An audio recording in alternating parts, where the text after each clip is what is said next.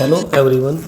तो आइए प्यारे बच्चों, आज हम करते हैं कक्षा 8th का गणित का पेपर जो आपका 17 मार्च को होना है, उसका जो सैम्पल पेपर है इस वीडियो में हम आपको करवाएंगे। तो सबसे पहले यहाँ पर बहुविकल्पिक प्रश्न है, यानी MCQ हैं 1 से 10 तक एक अंक के।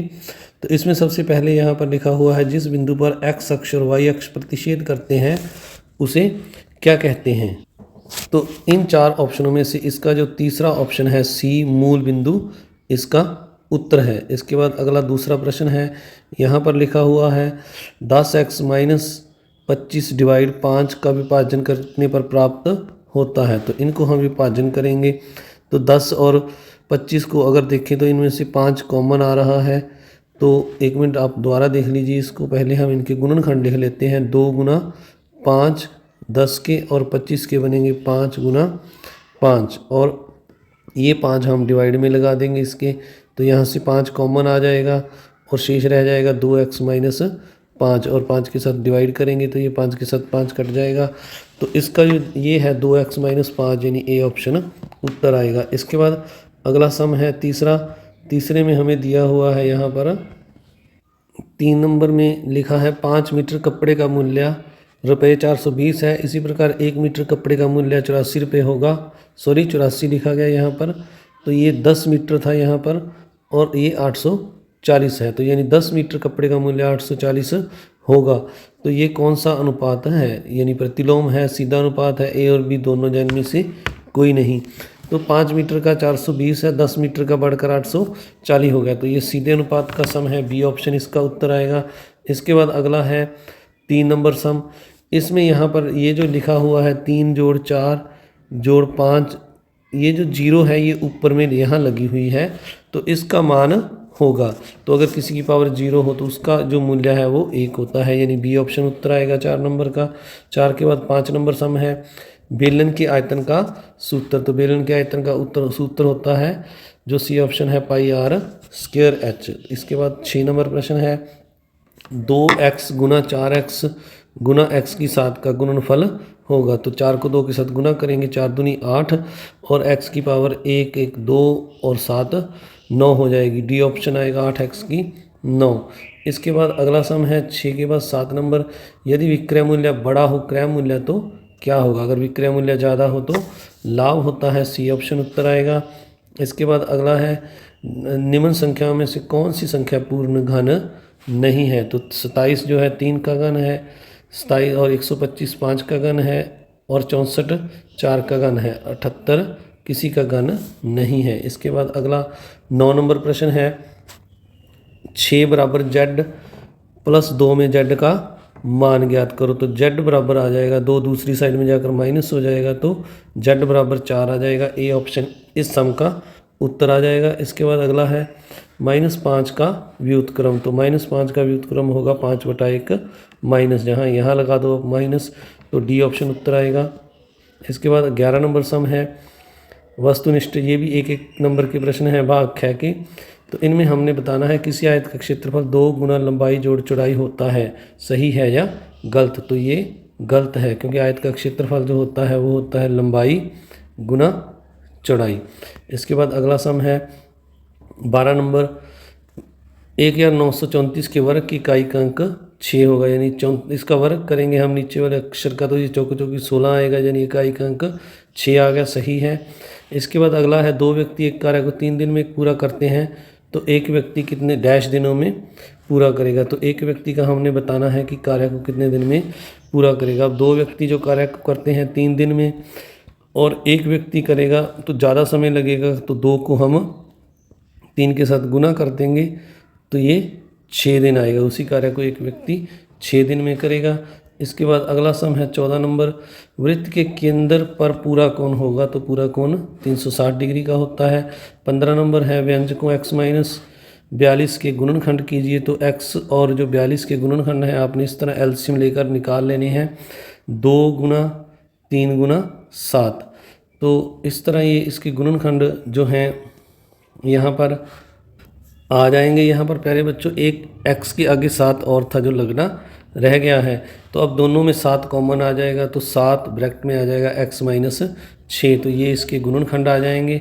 इसके बाद 16 नंबर सम है a प्लस बी का स्क्वायर बराबर ए स्क्वायर प्लस डैश समीकरण।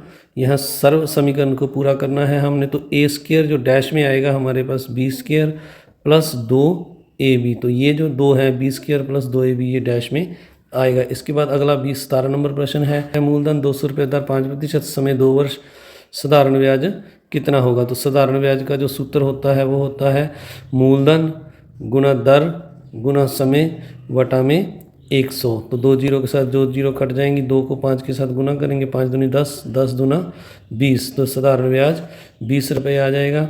18 नंबर सम है 1 घन मीटर में कितने लीटर होते हैं।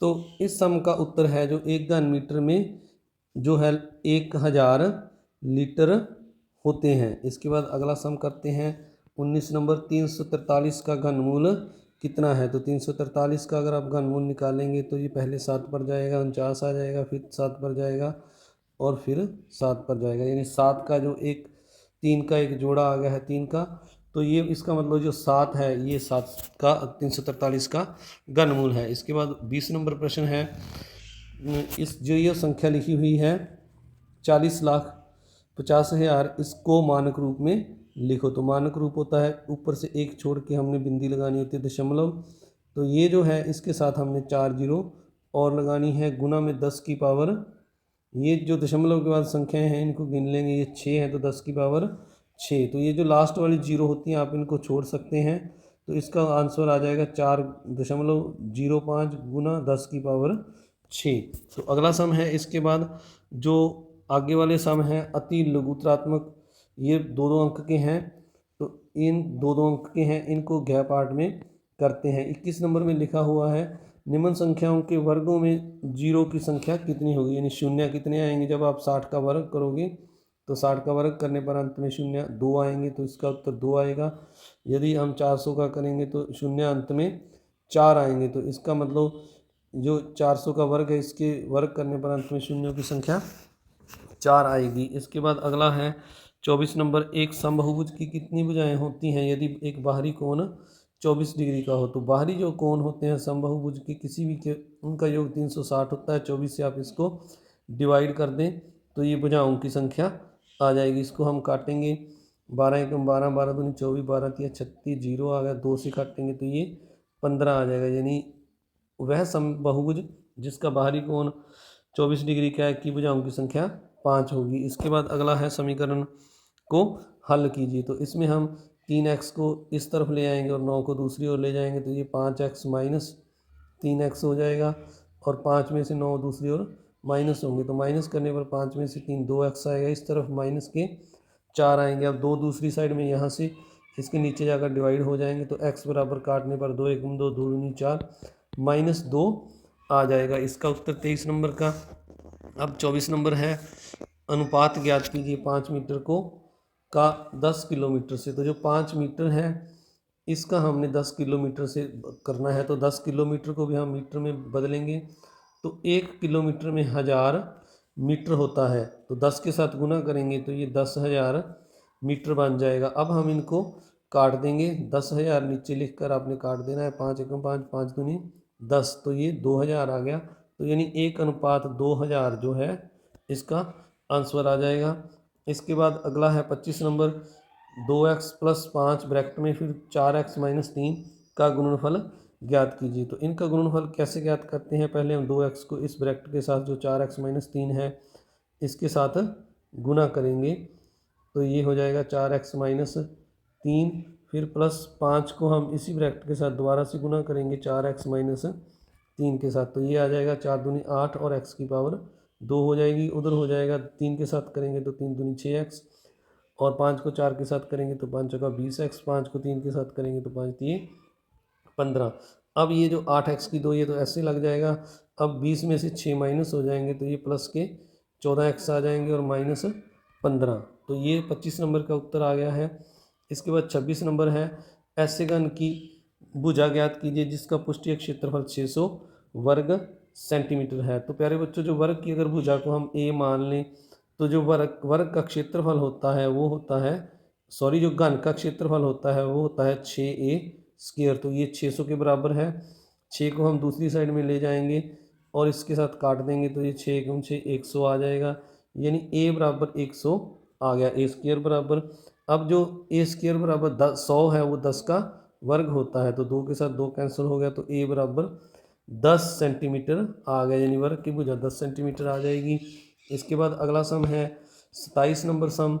इसमें लिखा हुआ है एक रेलगाड़ी 75 किलोमीटर की चाल से चल रही है, 250 किलोमीटर की दूरी तय करने में कितना समय लेगी। अब 75 किलोमीटर की दूरी है जो वह 1 घंटे में तय करती है। एक किलोमीटर की दूरी के लिए हम 1/75 कर देंगे, इसको डिवाइड कर देंगे कम निकालने के लिए। अब ज़्यादा का हमने 250 का निकालना है, तो 1/75 गुना में 250, इसको 25 पर काट देते हैं। 25 या 75, 25 एकम 25 तो 0, 10 को 1 के साथ गुना कर दीजिए, 10 एकम 10/3 घंटे आ गया। अगर आपको मिश्रित भिन्न में लिखना है तो ये 3 सही 1/3 घंटे समय जो 250 किलोमीटर दूरी को तय करने में लगेगा। इसके बाद आइए अब 28 नंबर सम करते हैं। यहाँ पर लिखा हुआ है x square plus x y plus 8x plus y के गुणनखंड ज्ञात कीजिए। तो पहले इन दोनों में से x कॉमन निकालेंगे तो शेष x प्लस वाई रह जाएगा, और दूसरी तरफ जो है 8 दोनों में से कॉमन निकालेंगे तो प्लस 8 ब्रैकेट में यहाँ पर x प्लस वाई यहाँ से शेष रह जाएगा। तो x प्लस वाई जो 2 बार है इसको हम 1 बार लिख देंगे इन दोनों में से, और यहाँ पर शेष रह जाएगा ब्रैकेट नहीं, यहाँ ब्रैकेट लगानी है, x प्लस 8। तो ये इसके गुणनखंड हो जाएंगे। इसके बाद आइए अगला भाग करते हैं। अगला भाग जो है 29 नंबर से मैंने इसके लिए अलग से वीडियो बनाई है पार्ट 2 में, उस वीडियो को आपने ज़रूर देखना है। इस वीडियो को भी आपने अपने दोस्तों मित्रों में शेयर करना है, चैनल को सब्सक्राइब करना है और वीडियो को लाइक भी ज़रूर करना है।